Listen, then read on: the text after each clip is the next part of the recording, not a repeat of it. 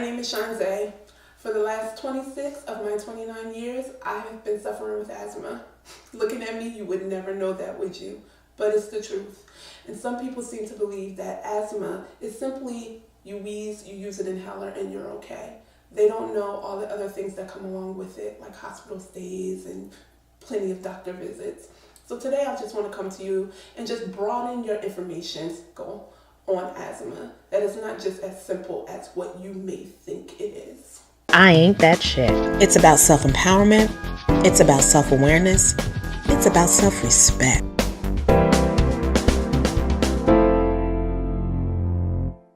Hey everyone, welcome to another episode of I Ain't That Chick. I am your host, Shanzae Williams, and I do have another young lady, a fantastic guest here sharing her story because, as I always say, every woman has a story and women empower women when we share our stories. So please introduce yourself to our audience. Hi everyone, my name is Shanzae.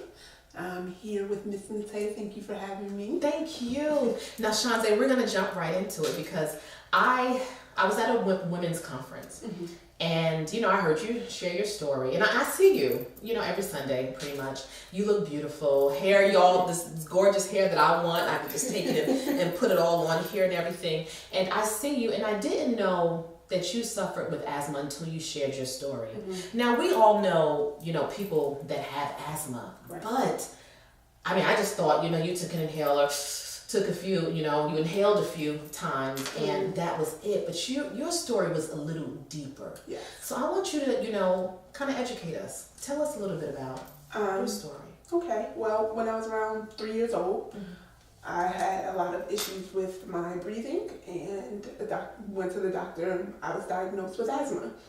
Okay. From that moment, I have been hospitalized maybe 20 to 30 times. I have been on many different medications, trial medications, tried different things. Anything under the sun, I have tried it. And I'm still pretty much suffering with asthma. Even as recently, just having an upper respiratory infection just a week ago that I'm still currently taking medication for. And along with asthma sometimes comes along other side effects, one of them being like eczema, which is something I suffer with. And as a result of eczema... Eczema, because I suffer with eczema also. And so eczema is a side effect of asthma? Sometimes. Because asthma, when you can't breathe, when you're constantly in a state of not being able to breathe, your body is not producing oxygen. To your skin, which dries your skin out. Right. Okay. Now, is it possible that someone with eczema suffers from asthma and they don't know about it? There's a possibility, but eczema is something that's kind of broad. It goes with a lot of different illnesses. Yeah. It doesn't always have to be asthma, but my asthma is a direct result of my asthma being a severe asthmatic. That's so now for you said being hospitalized 20 times, but you said when you can't breathe. See, I hear that, but I don't relate to it because I've never had that. So can you take us in to a physical experience of what it's like from the beginning when you're, I guess, having an asthma attack until the very end? What is that like? Well, I have to say I have suffered with a lot of things. And there's no pain, like not being able to get air into your lungs. Because what happens is when you're having an asthma attack, you are expelling air, but you're not getting it back in. Okay. So it's causing a constriction in your esophagus, in your lungs. And it's working overtime to try to get air, and you're just not getting it until you can get medication in your system that opens up your lungs. And sometimes my inhalers don't work. Sometimes we have what we call nebulizer machines. Those don't work either. Sometimes I have to go to the ER. But to not be able to breathe and an inhaler doesn't work, yet you got to make your way to the ER. And see, and I know that, because you're Christian, I'm a Christian, church girls up in here. I'm thinking fear immediately. And of course, we're not supposed to be fearful. Right. But what is that like? I guess one of the things that's really always helped me as far as fear goes is my mother. Because my mom knew that if she panicked, then I would panic. And so now that I'm an adult, I don't panic. My mother never panicked. She would be concerned. She would move swiftly, but she never panicked, because that panic makes it worse. It makes the asthma attack worse. So I've never really had a fear. It wasn't until more recently that I started to realize that I'm just tired, because it's been my whole life. So I've had it my whole entire life. So it's kind of all I know. So I didn't really realize the strength in me in dealing with it until recently.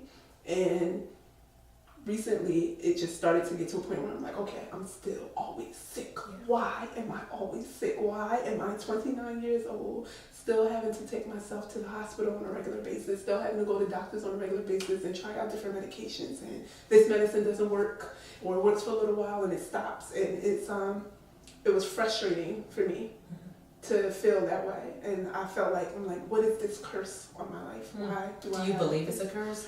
I did, but I don't any longer. Okay. I had to come to the realization that God was trusting me with asthma.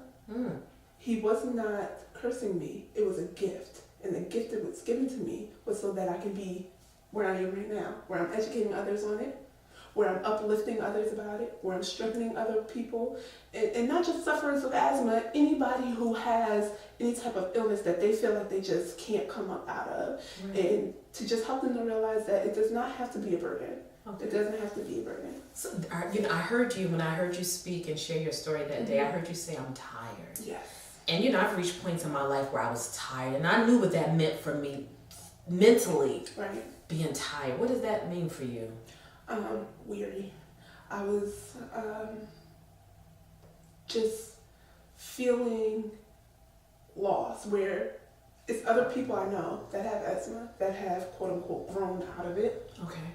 And I've had it since I was 3, and I'm still suffering. And not just a little bit, but like really suffering to the point of exhaustion, to the point where I'm tired, to the point where, I feel like some days I can't go to work, or I can't get up and walk around the way I want to, because I can't breathe.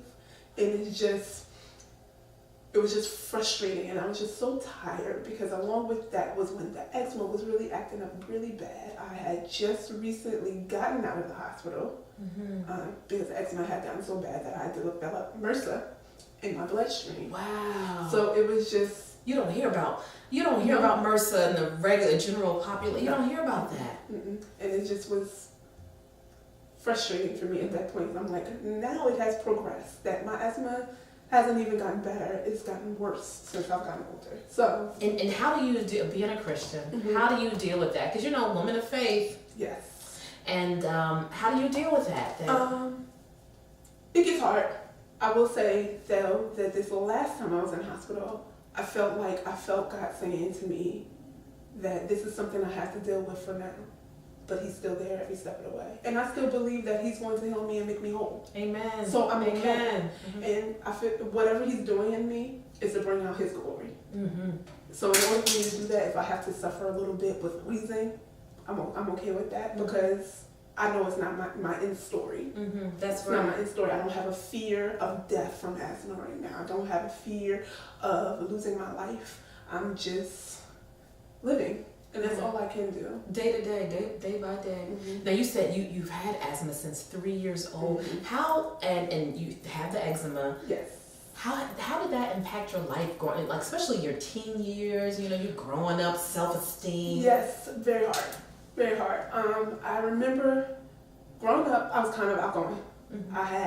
My mother is extremely outgoing. Oh my gosh, I love her. If anybody knows my mother, she is outgoing. She has such personality. She's a beautiful spirit. I love her. Like, thank you, Lord. But I love her so much. And I had a similar personality growing up. I did a whole bunch of stuff. I did cheerleading and I did dance. And I remember one particular day being at a cheerleading competition and wheezing so bad that I had to take a nebulizer, and it was in front of everybody. And it was the first time I realized that I was different, because people were looking at me, because they were watching me, and that was the start of me kind of shrinking.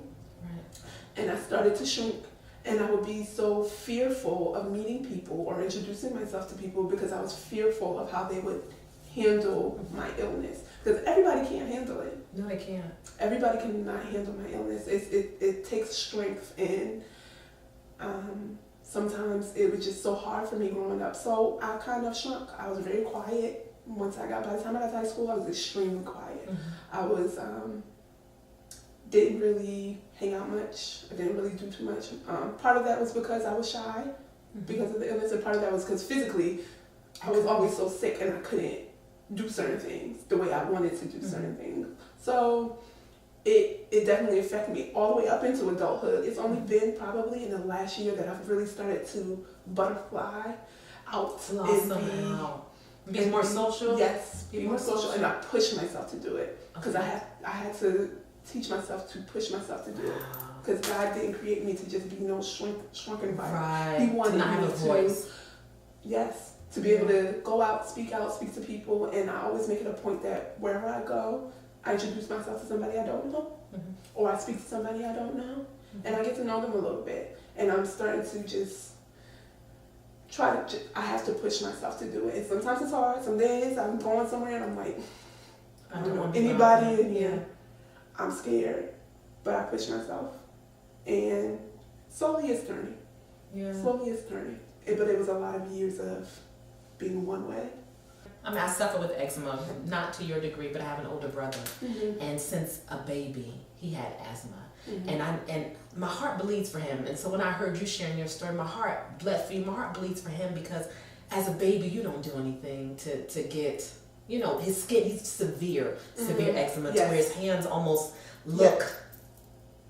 And it hurts and it's painful. And then, and he's questioned a lot of times, like, why me? Like, why do I still have this? Why do I still have it? And people, if he puts his hand out, his hand doesn't look like mine. Right. So people will stare. And people will look and not make fun, but people are generally curious by nature. They want to know. And with all the creams and all the medications, and he eats well, it's bad. There. I get it. It's still there. And I would give anything to take just for one day for my brother. I would give him my skin just for one day, to take it up, just to take it away. So I so understand. I want to ask you about relationships, like dating. Are you kind of conscious of dating, cautious of dating? Are you, I don't want to say fearful, but concerned that maybe he may not accept you because of, the asthma or the eczema? Nope. No, that's one thing I never had. No. You gotta give me someone that one. Yes. It's interesting that while I am kind of been self-conscious with just general public, or just people in general, when it comes to dating or relationships, my mother has always raised me with a certain set of standards that whoever is for me is going to be for me no matter what I have, no matter what I'm dealing with. So I don't really pay attention to the fact that a man would feel some kind of way about my eczema or my asthma. You take me as I am, because this is one of the reasons, like today I have on a sleeveless shirt for a purpose, because yes, I have eczema, yes, I have scars, and I don't care. This is who I am. So if you're going to be with me, if you're going to love me, then you're going to love me as I am, presented to you. So no, when it comes to men, this is your mom right here. This is Lee. Mom, oh, Mom, I'm just giving you a high five, Mom, you did that. That's beautiful. Asthma triggers are different for everyone. Okay. There are some things that are universal. Okay. Smoking. I want to know. Stay away from smokers. Believe it or not, citrus. Orange juice, lemonade, all of that type of stuff creates phlegm in your chest. Okay. So that is also something that contributes to asthma issues. Dairy products, I stay away from those as well. No milk. No milk. That contributes to the asthma as well as the eczema. Yeah. It does. So we have to be really careful with dairy products. What you eat. What about like different lotions and parabens and things maybe on your skin? I don't try too many different things. Okay. I'm really sensitive. Vaseline is excellent because what Vaseline does is it seals in moisture. Yeah. One of the things that we also need to realize is when I take my shower, as soon as I hop out that shower is when I'm putting on Vaseline. Before I walk out the door, before the cold air comes in with all the steam, you put all of that on. Okay. But I think mostly with asthma, when it comes to dealing with asthma, is we have to push ourselves, and sometimes it's hard to push ourselves because people ask us a bunch of questions, or they stare, or they look. And well, how do you deal with people asking you questions? It depends on the questions and how they're asking me. Okay. Have you had people ask you some crazy stuff, like approach you in a crazy manner? Yes. Okay. Yeah, not typically because of the asthma, but the eczema side of things. Mm-hmm. Yes, I've had people tell me that I need to get under control because I won't get a man. Are you serious? Oh yeah, I get all types of weird things.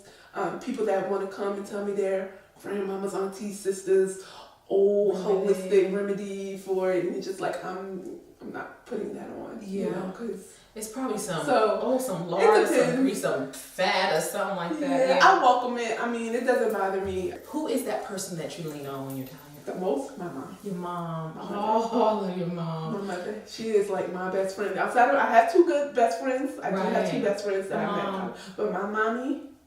And she said, "Mommy." My mommy. That is my mommy. That is my heart. I love her to death. Like, I don't know why God saw fit to bless me with that lady. But knew. I am so happy she fit to bless me with that lady because I love her. She is my biggest supporter in everything that I do. She's always right there, and she drops anything for us, and I love her. When you're 29 years old and you can call your mama your mommy, that's something beautiful. Now, when you are having, maybe a down day or not so good day, what's one thing that maybe you do or somebody else does for you that picks you up, that brightens that day? I've always liked dance. Sometimes I'll pull out my music, I'll dance. It depends on how bad I'm feeling and what's going on. Sometimes I'll call mom and I'll talk to her. Sometimes I'll call my brother, who is my other best friend. He is like my twin, even though we're not twins. Nice. He's like my twin. I'll speak to my brother. And music. And sometimes I just take it right to the Lord. Pull out my Bible. Is there a particular scripture or anything that you use to encourage and empower yourself? No, I don't have one in particular that I choose. I do. My favorite book in general is Proverbs. I love all the Proverbs because it's just full of wisdom. So I just love the fact that I can go in Proverbs and anything can speak to me, whatever my situation is. So I do like to read Proverbs, and I do like Matthew. I'm getting goosebumps sitting next to you. I'm getting goosebumps. One thing I do like to tell myself all the time is I do like Matthew 5 and 6. I've constantly told myself, blessed are those who thirst and hunger for his righteousness. So I constantly remind myself of that fact. That as long as I thirst for him, I'm going to be okay. As long as I thirst for him you're gonna be all right. and chase after him, I'm going to be just fine. And so you said you do believe God is going to heal you? Yes. Without a doubt. I don't. There's nothing anybody can tell me. I don't care if I'm 99 and it's the day before I die. God, I believe to see your goodness in the land of the living. I believe to see, that blesses me. Because, some people would have given up. Some people, this is a hard journey. This is a hard road to walk. And everybody has their cross to bear. But sometimes when you get tired, it's like, God, I'm tired. Have you ever been angry with God? Like, God, what? You have been. And what was that like? It's tough. Because I can say I pretty much grew up in church. Even before my mother joined our church when I was about 12 years old. Prior to that, I was always going to church with my grandmother. So I grew up in church. And then once I got to college, I dealt with some things regarding my illness, regarding family issues, regarding boyfriends that just made me just get so angry and turn away. But I had to realize that it wasn't necessarily God that I was angry with. Actually, it was some of the people that I was around that were supposed to be godly. And they were not. And I was dealing with that hurt. And it's easy to take it out on God. Because you can cut all those people off. You can just be like, I don't care. And it's easy to take the rest of it on God. Because you're just like, these are supposed to be your people. What's wrong with them? What is wrong with it? Us. You know how we do. And, you just have to realize that. And it took me some years before I actually decided, like, listen, I don't know who you think you're fooling. God's always been there. Like, all these things that you're coming out of. And most recently, especially with the whole MRSA that I had to deal with. And what is MRSA? A lot of people don't know. MRSA is something that we all have it in our bodies. What happens is when there's a certain amount of growth that gets into your bloodstream, it causes a staph infection of sorts. It's bacterial? It's bacterial. Okay. It's a bacterial growth that causes a staph infection, and it had actually gotten to my bloodstream, and I was sick, and I was in isolation for 3 weeks. I couldn't go anywhere except for to the hospital and home. How do you maintain a job and so how do you? I didn't. I couldn't. Funnily enough, right before that, I had actually just lost my job, and I had just gotten another job, but it was only part-time, and I had just gotten really sick, and I just realized that this was God's way of saying, sit down, chill out, wait for me to come and tell you what to do. Just calm yourself down. And I did that. Be still. Yes, because I'm usually running. Yeah. I was doing school and had 2 jobs and running. Right. And so it's just like I wasn't really taking care of myself the way I needed to as well. So I'm partially to blame because I would just keep going. I'm like, listen, I don't have time to go to the doctor's right now. I don't have time to take this. I don't have time to do this. I have to focus on what I'm doing. So it was his way of telling me, sit down, be quiet, stop moving. I got this. Chill. Exactly. And get some rest. And get some rest. So that's why I kept my faith, you know. Even when they came in here and they told me, yeah, Marissa, and I was sick. I didn't get scared. I kept believing. I just felt like once they told me, God told me, listen, don't worry. It's going to be a hard road to recovery, but you're going to be okay. And I knew that. And you can tell. My entire body was covered in eczema. I was the color of the blackest night. I was so dark. My skin was literally falling off onto the floor that they had to come clean my room 2 or 3 times a day because my skin was coming off. And yet you didn't give up. Nope. You didn't stop loving him. You didn't stop trusting him. Nope. Because, you know, some people, when they get to their lowest point, they turn their back on God and say, God, you know what, I enough is enough. But so I do want you to do. It's easy. And what I love about God is that, you know, some people say, well, how dare you get angry at God? How dare you question him? But God, humans can't handle that. And humans may not forgive you. But God can. He can handle that. He can handle your questions and your doubts and your worries and, you know, you being mad at him, you going off and pout. And what I love, he'll be right there for you when you come back. Because you're going to come back. What's the other alternative? Nothing. Because I'm telling you what, no matter what I'm dealing with, and I have a lot of things that I'm dealing with, I still have joy in my heart. Oh, I still get out and I'm happy. And I smile. And I smile at people. And I speak to people. They don't have to, it doesn't have to be, just because you're dealing with stuff doesn't mean you have to be down and out. Right. John Gray was at our church last month, and I keep telling people this will always stick with me. God is not punishing you with your trials. He is trusting you with them. Say that again, please. God is not punishing you with your trials. He is trusting you with them. Meaning that he is trusting you to be able to handle it. He is trusting you to continue to give him glory, honor, and praise. Wow. He is trusting you to keep seeking his face no matter what your trials are. So I had to realize that that's when asthma for me stopped being a curse. It started being my gift. Because he's trusting me. And God, through every trial, I trust you. I want you to speak to somebody, because somebody is sitting there probably in a dark room or whatever, and somebody may be living life, but they may be having a bad day. Right. So I want you to find yourself many years ago, maybe when you thought asthma was still a curse, just like the person that was watching. I want you to speak some life to them. I just want you to know that, and I know that there are days where whatever you're dealing with, you feel like you can't get up out of bed. It is depressing. It is hard. You are constantly in a state of sadness. You feel like people are not seeing you or hearing you or paying you any type of attention. But believe me, there is somebody out there that is paying attention to what you're saying. There's somebody that's out there that sees that you are suffering. Yes. Sometimes, though, we have to pick our own selves up and tell ourselves to seek out help. Sometimes people are just waiting for you to come to them and say, hey, I need you. And it's okay to need somebody. You don't have to suffer through it all by yourself.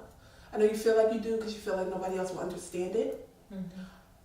But somebody out there does understand what you're dealing with. They understand how you feel, or they're willing to learn and just listen and be an ear. just give people a chance. I'm going to fast forward you very quickly. Right. We're some time ahead. It may be a week, it may be a day, it may be years, it may be a month. You are free of asthma and eczema. What's next for you? Life. I'm just gonna live. I'm living now. And I think that what would be next for me is just continue to still educate people, because while I may not have it anymore, I understand what it feels like to have it. I will always continue to educate and uplift others who are suffering with it. But I'm gonna live. I'm going to do everything I want to do. Yeah. Oh, girl, give me some. Is God good? Oh my God, all the time. All the time. Oh my goodness, Lord. Thank you so much. Thank you for. I'm just like getting chills and everything over here talking to you. Thank you so much for sharing your story. I appreciate it. We're gonna say goodbye to our guests, and you know what? You be empowered. You be encouraged. Don't stop living. Don't stop living. Right. Don't stop living. Let's say goodbye. You only get one life to live, and you better live it. Bye, you guys. Thank you.